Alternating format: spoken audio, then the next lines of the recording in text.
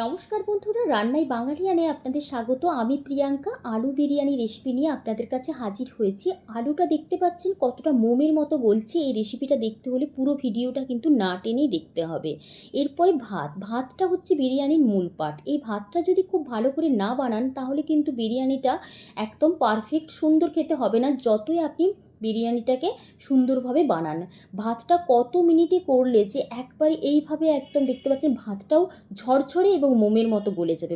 Perfect কী করে বিরিয়ানি মশলা বানানো যায় সেই রেসিপিও এতে দেওয়া আছে, যেটা ছাড়া একদমই বিরিয়ানিটা অসম্পূর্ণ বিরিয়ানি রেসিপিটায়। চলুন বন্ধুরা রেসিপিটা দেখে নেওয়া যাক। প্রথমে এখানে 2 টেবিল চামচ নিয়েছি গোটা জিরে, আর 2 টেবিল চামচ নিয়েছি গোটা ধনে, আর নিয়েছি 6টার মতো বড় এলাচ, আর 6টা ছোট দারচিনি স্টিক নিয়েছি। বড় দারচিনি গোল যে স্টিকগুলো হয় ওটা নিলে 3টে নেবেন। আর এখানে লবঙ্গ নিয়েছি মানে 25 পিস, আর ছোট এলাচ নিয়েছি 20 পিস এখানে। আর সাজিরে নিয়েছি 2 টেবিল চামচ, আর এখানে সামরিচ নিয়েছি 1 টেবিল চামচ। আর এখানে নিয়েছি 7 পিসের মতো শুকনো লঙ্কা, আর 8 পিসের মতো নিয়েছি এখানে হচ্ছে তেজপাতা, আর কিছুটা পরিমাণ হচ্ছে 3 পিসের মতো জয়িত্রী নিয়েছি। একটু ভেঙে নিচ্ছি, সবগুলোই ছিঁড়ে নিচ্ছি। শুকনো লঙ্কা আর তেজপাতা আবার লবঙ্গগুলো ভেঙে নিচ্ছি। এরপরে হাই ফ্লেমে আমি এখানে দেখতে পাচ্ছেন মানে খুব ভালোভাবে গরম করে নিয়েছি। এরপরে লো ফ্লেম করে নিয়েছি তাওয়াটাকে, মানে বেশি কালো করে ভাজবো না। এই যে হাত দিয়ে দেখতে পাচ্ছেন আমি ভাজতে পারছি, এইভাবেই ভাজবো। একটু কুড়মুড়ে হয়ে গেলেই হবে, মানে বেশি কোনো সেন্ট বেরোনোর কোনো প্রয়োজন নেই।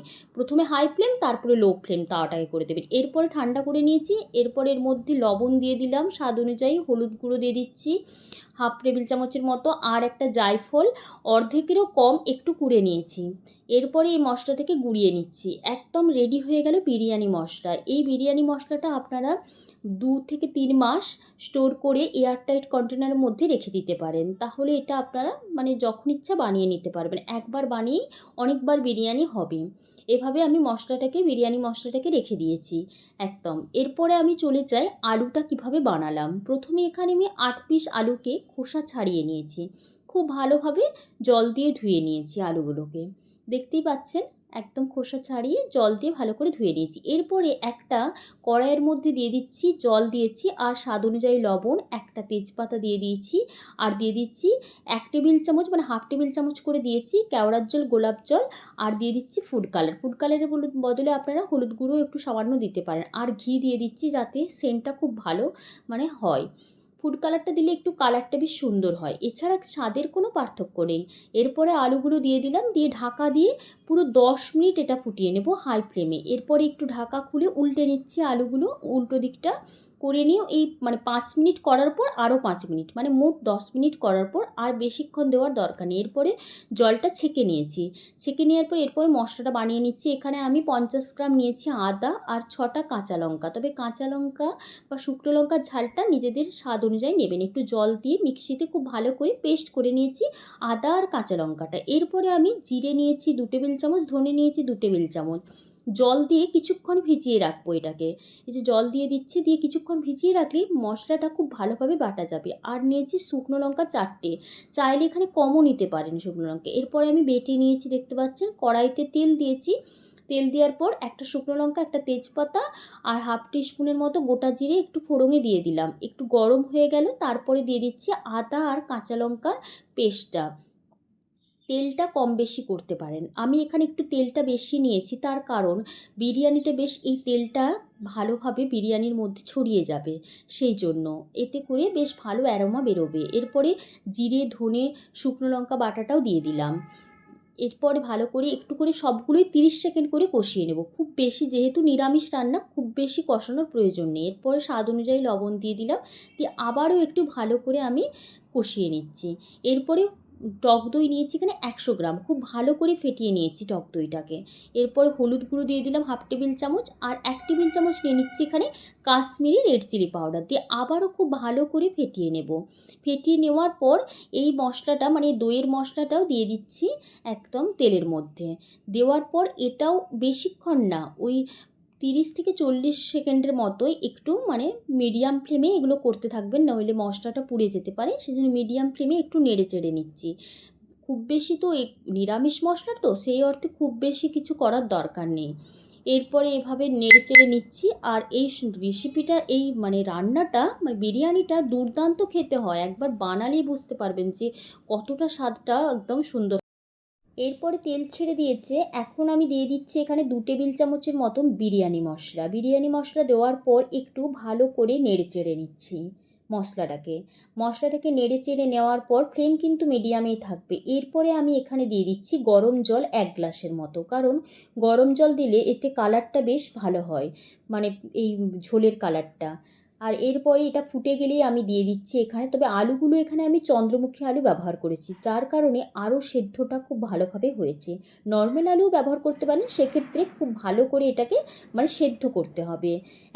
এখন আমার অনেকটা হয়ে গেছে। মাঝখানে একবার লবণ একটু মিশিয়েছিলাম, কারণ লবণটা আমি দেখেছিলাম যে একটু কম হয়েছিল। যদি লবণটা আপনাদের কম লাগে সেক্ষেত্রে আরেকটু লবণ এখানে দিয়ে দিতে পারেন।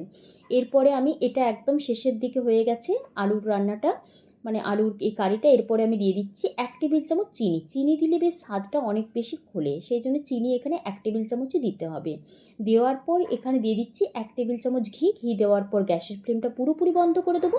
গ্যাসের ফ্লেম বন্ধ করে দেওয়ার পর এরপরে এখান থেকে ওপর থেকে আমি ছড়িয়ে দেবো একদম ধনেপাতা। গ্যাসের ফ্লেম বন্ধ করে দিলে দেখবেন কালারটা আস্তে আস্তে অনেক সুন্দর হয়ে যাচ্ছে। এরপরে ধনেপাতা ছড়িয়ে এটা ঢাকা দিয়ে এক সাইডে রেখে দিচ্ছি। এরপরে আমি কেশর দুধটা বানিয়ে দেখাবো। দুধটা গরম একদম দুধের মধ্যে দিয়ে দিচ্ছি কিছুটা জাফরান বা কেশর। দিয়ে দেওয়ার পর এটা 10 মিনিট একটা সাইডে ঢাকা দিয়ে রেখে দেবো। তাহলেই একটা সুন্দর দুধের মধ্যে কালার এসে যাবে। কালার এসে যাওয়ার পর এর মধ্যে 1 টেবিল চামচ করে গোলাপ জল, কেওড়ার জল এখনই মিশিয়ে দেবো, তাহলে সুবিধা হয় মানে বিরিয়ানিটা বানাতে। 1 টেবিল চামচ করে গোলাপ জল, কেওড়ার জল মিশিয়ে দিলাম। এরপরে দিয়ে দিচ্ছি ফুড কালার। আপনারা চাইলে এটা দিতে পারেন। এটা যে দিতেই হবে স্বাদের কোনো হেরফের তা নয়। এরপরে এটা দেখতে সুন্দর লাগার জন্য দেওয়া হয়। এরপর ভালো করে মিশিয়ে নেওয়ার পর এখানে আমি 3 ফোঁটা আর কি মিঠা আতর দিচ্ছি। মিঠা আতর খুব বেশি দেওয়ার দরকার নেই, দিলে আবার তেতো হয়ে যায়। এই জন্য মিঠা আতর একটু একবারে ফোঁটা। এরপর ঢাকা দিয়ে রেখে দিলাম। এখন আমি চালটাকে, মানে এখানে 500 গ্রাম চাল নিয়েছি, দেরাদুন রাইস নিয়েছি। এরপরে খুব ভালো করে ধুয়ে নিয়েছি 6 বার, 1 ঘন্টা ভিজিয়ে রেখেছি যাতে করে ভাতটা বেশ লম্বা লম্বা হয়। এরপরে জলটা 10 মিনিট ফুটছিল, দেখতে পাচ্ছেন একদম টকবক করে জলটা ফুটবে। লবণ দিয়ে দিচ্ছি বেশি পরিমাণ একটু, স্বাদ অনুযায়ী, যাতে ভাতটা লবণ লবণ হয়, বেশ মানে একটু নোনতা হয় ভাতটা বেশ ভালোভাবে। এরপর এখানে তেজপাতা, একটা স্টার এনিস, 4টে ছোটো এলাচ, 4টে লবঙ্গ, একটা দারচিনি স্টিক ছোটো, 2টো চেরা কাঁচা লঙ্কা দিয়ে দিলাম। এরপরে ভাতটা যাতে বেশ সাদা হয় সেই জন্য দিয়ে দিচ্ছি এখানে লেবুর রস দিয়ে দিচ্ছি, যাতে ভাতটা বেশ ভালো সাদা হয়। হ্যাঁ, হাফ লেবুর রস দিয়েছি। এরপরে আমি এখানে মানে ভাতটা তুলে দিচ্ছি। ভাতটা কিন্তু পুরোপুরি মানে চালটা তুলে দিচ্ছি। চালটা কিন্তু 1 ঘন্টা রেখে দিতে হবে ভিজিয়ে, ধুয়ে ভালো করে প্রথমেই ধুয়ে নিতে হবে। এরপরে ঘি দিয়েছি যাতে বেশ ঝরঝরেও হয় আর বেশ ভালো একটা অ্যারোমা বেরোয়, মানে বেশ সেন্ট বেরোয়। এরপরে তেজপাতাটা সরিয়ে দিলাম। আর বড় কোনো খুন্তি নিয়ে নাড়ানাড়ি করবেন না। এই যে আমি 6 মিনিটের মতো ফুটিয়েছিলাম ভাতটাকে। 6 মিনিট ফুটালে দেখবেন মানে একটু চাল চাল থাকছে আর ভেঙে ভেঙে যাচ্ছে, যে হাত দিয়ে কিছু মানে টিপলে জিনিসটা একটু ভেঙে ভেঙে যাচ্ছে। এটা পুরোপুরি 9 মিনিটের মতো হাই ফ্লেমে ফোটাতে হবে। পুরোপুরি হাই ফ্লেমে 9 মিনিটের মতো ফোটালে দেখবেন ভাতটা একদম পুরো মানে একদম হাতের সাথে মিলিয়ে যাবে। তাহলেই বুঝতে হবে যে ভাতটা একদম 9 মিনিট ফোটালেই হবে, এটা 6 মিনিট ফোটালে হবে না। এরপরে একটুখানি এই যে একটু মানে দুটো জায়গার মধ্যে একটু মানে রেখে দিয়েছিলাম 2 মিনিটের মতো, না রাখলেও হবে, তবে জল ছড়িয়ে এভাবে রেখে দিলে বেশ ভালো হয় আর কি। সেক্ষেত্রে একটু চালটা সরসরে থাকে, সেই জন্য দুটো থালার মধ্যে, বড় থালার মধ্যে রেখে দিতে হবে ভাতটা। এরপরে আমি ভাতটা সাজিয়ে নিচ্ছি ওই আলুর উপরে, আলুর গ্রেভিটার ওপরে। এরপরে আমি এখানে 1 টেবিল চামচের মতো দিয়ে দিলাম হচ্ছে বিরিয়ানি মশলার, ওপর থেকে একটু কেশর দুধ দিয়ে দিচ্ছি। কেশর দুধ দিয়ে দেওয়ার পর ওপর থেকে আরেকটুখানি ধনেপাতা কুচি ছড়িয়ে দিচ্ছি। ভাতটা বোঝাতে পেরেছি আপনাদেরকে যে কীভাবে বানালে একদম পারফেক্ট ভাতটা হতে হবে। পারফেক্ট ভাত না হলে বিরিয়ানির স্বাদ ভালো লাগবে না, শক্ত থাকলেই ভালো লাগবে না। এরপরে হচ্ছে ওপর থেকে আবারও লেয়ার দিয়ে দিলাম ভাতের। এরপরে হচ্ছে বিরিয়ানি মশলা দিয়ে দিলাম, আর দিয়ে দিচ্ছি কেশর দুধ দিয়ে দিলাম। কেশর দুধটা পুরোটাই আমি এখানে অ্যাড করেছি। কেশর দুধটা মাঝখানটা একটুখানি দিয়ে দিলাম আর ধারটাতে একটু ছড়িয়ে দিলাম কেশর দুধটা পুরোটাই লাগবে, কারণ পুরোটা দেওয়ার পরই এটা হচ্ছে মানে একটুখানি, যেহেতু এটা আবারও মানে দমে থাকবে সেই জন্য। আর ওপর থেকে কেশর দুধটা দিয়ে দেওয়ার পর আর ভাতের মানে মানে ভাতটা যে একদম সুন্দর ঝরঝরে হয়েছে সেটা এরপরে বুঝতে পারবেন যে কতটা মানে ভাতটা সেদ্ধ করার পরও সুন্দর হয়েছে। এরপরে ঘি দিয়ে দিচ্ছি, 1 টেবিল চামচ ঘি দিয়ে দিলাম ওপর থেকে। ঘি চাইলে বেশিও দিতে পারেন আপনারা। আমার যেহেতু তেলের পরিমাণ বেশি আছে তাই ঘি আমি 1 টেবিল চামচই দিয়েছি ওপর থেকে। আর একটু ধনেপাতা কুচি দিয়ে দিলাম, আর চেরা কাঁচা লঙ্কা, 2টো চেরা কাঁচা লঙ্কাকে মানে চারিধার দিয়ে দিলাম। এতে করে সেন্টটা বেশ ভালো হয়। মানে কাঁচা লঙ্কা দিলেই, মানে সেদ্ধ লঙ্কা দিতে হবে না, যেটা সেদ্ধ করেছেন সেটা না, একদম কাঁচা লঙ্কা। এরপরে ফয়েল পেপার দিয়ে আমি এটা ঢাকা দিয়ে দিচ্ছি। আপনারা চাইলে এখানে হচ্ছে আটা মেখেও ধারে দিতে পারেন। এর ওপরে একটা ঢাকনা দিয়ে তার ওপরে একটা দিয়ে দিলাম নোড়া। আর এই তাওয়াটা একটুখানি গরম করে নিয়েছিলাম, তাওয়াটাতে হাই ফ্লেমে 5 মিনিট আমি এই মানে দমে দেবো বিরিয়ানিটা। তারপরে লো ফ্লেমে দেবো 15 মিনিট। লো ফ্লেমে 15 মিনিট হয়ে যাওয়ার পরও 10 মিনিট আমি রেখে দেবো রেস্টে। 10 থেকে 15 মিনিট রেস্টে রাখলে জিনিসটা আর একটু ভালো হয়, মানে বিরিয়ানিটা।